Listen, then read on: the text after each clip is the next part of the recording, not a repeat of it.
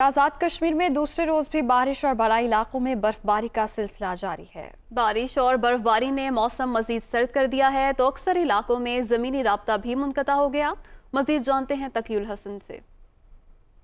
हुकूमत मुजफ्फराबाद समेत आज़ाद कश्मीर के मुख्तलिफ मैदानी और बालाई इलाकों में गुज़श्ता रोज़ से ही बारिश और बर्फबारी का सिलसिला जारी है। बारिश और बर्फबारी के बाद सर्दी की शिद्दत में भी इजाफा हो गया है। एक बार फिर से बालाई इलाकों में बर्फ़ पड़ने के बाद वादी नीलम में ताओबट को जाने वाला रास्ता है वो शारदा से हर तरह की ट्रैफिक के लिए बंद है। फिसलन की सबब जो है वो मुकामी इंतज़ामिया ने लोगों को बालाई इलाकों में यहाँ से जाने से रोक भी रखा है। इसी तरह से वादी लीपा की सूरत हाल है। वादी लीपा में रेशिया टॉप और शेरगली जो है ये दोनों रास्ते जो है वो बर्फ़ और फिसलन की वजह से बंद हैं।